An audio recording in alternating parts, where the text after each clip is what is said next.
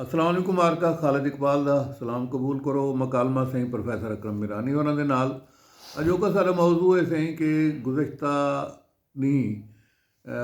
ਰਹੀਮ ਯਾਰ ਖਾਨ ਦੇ ਵਿੱਚ ਰਹੀਮ ਯਾਰ ਖਾਨ ਦੇ ਕਰੀਬ ਹੀ ਕੁਰਬ ਜਵਾਰ ਵਿੱਚ ਇੱਕ ਬੇਨਜ਼ੀਰ ਇਨਕਮ ਸਪੋਰਟ ਪ੍ਰੋਗਰਾਮ ਦੇ ਤਹਿਤ ਇਮਦਾਦ ਜਿਹੜੀ ਦਿੱਤੀ वेंदी है बेवा खवातीन को या मुस्तहक खवातीन को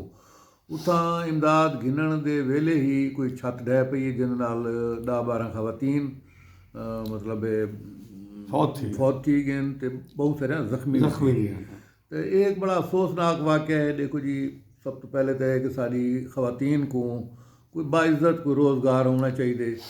और इन तरह के देखो वाक़यात थी वञनि बहरहाल इन ते ज़्यादा रोशनी पेसन सिंह प्रोफेसर अकरम। देखो डॉक्टर साहब पहले तो असां ये आखसूं बेनज़ीर इनकम सपोर्ट प्रोग्राम की इंतजामिया कि जेड़ा बंदा उत्थां एडमिनिस्ट्रेटर है ही जी बिल्कुल जिम्मेदारी जाए उन्होंने जिम्मेदारी बनती है उन्हें एक ही बिल्डिंग किराए ते की है कि जेरी लोगों क्योंकि छत के उत्ते तो लोग कहना खड़े हैं ना जी जी बिल्कुल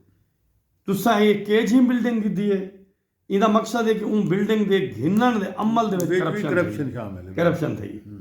अच्छा उन तो बाद ये शिकायत डॉक्टर साहब आम है बेनज़ीर इनकम सपोर्ट प्रोग्राम के हवाले नाल कि जनाब उत्थां उन्हां कोलों जेरे वेले 1000 रुपया कीता मैं 1000-2000 बिल्कुल वो तो लाइव जेड़े ये हुण बिल्कुल कामन गाल है और इहदे कोई झूठ नहीं। असां उन्हां खवातीन को ही जानते हैं जी जेड़ा साकू ये पक्की गाल दसें बिल्कुल तो सो हुकूमत को चाहिए या और वैसे कितनी चीप गाल है सर कि 10-12 हज़ार उन्होंने को सारा मिलते और उन्हें इतने गरीबां को हां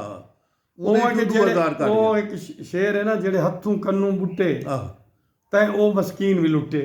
यानी वो सारे शर्म आनी चाहिए उन्हें मुलाजमीन को जेड़े रिश्वत जेड़े इन काम को तुसा इतने गरीब लोगों को भी तुसा छोड़न तो बेनज़ीर इनकम सपोर्ट प्रोग्राम दी चूँकि इंचार्ज पीपल्स पार्टी है उनकी हेड भी पीपल्स पार्टी की खातून है असा उन्होंने को आखसूं कि वो इंक्वायरी करन और जेड़े उन्होंने को सजा दी वने और जेड़ियां खवातीन हादसे का शिकार हैं उन्होंने माली मदद करो तो इतने गरीब तो हैं सो गिनना है बिल्कुल तो ये प्रोग्राम को चलावन का जिम्मेदारी चूँकि पीपल पार्टी की हुई है तो पीपल पार्टी के उत्ते ये सवाल है कि जनाब तो इतना एहसास ही कोई नहीं और असा ये आखसूं डॉक्टर साहब कि बेनज़ीर इनकम सपोर्ट प्रोग्राम अपने तमाम बिल्डिंग्स का हुण सर्वे करवावे तमाम बिल्डिंग का सर्वे करावे और इनका जो इंतजाम है ना सर वो भी बेहतर करे वो बेहतर करे। अच्छा देखो खवातीन को जो तो सदेंदे हो तो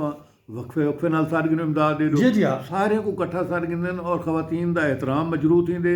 है जी कोई चो बीमार खातून हां 3-4 निवारा देंदे रहो। अच्छा वालू तो कोई पानी पीवन दा पानी छां दा बंदोबस्त छां दा इंतजाम करो। अच्छा बिल्डिंग्स को सारे को चेक करो जी बिल्कुल जेडी बिल्डिंग अगर कोई मखदूश बिल्डिंग है तो उत्थों अपना दफ्तर शिफ्ट करो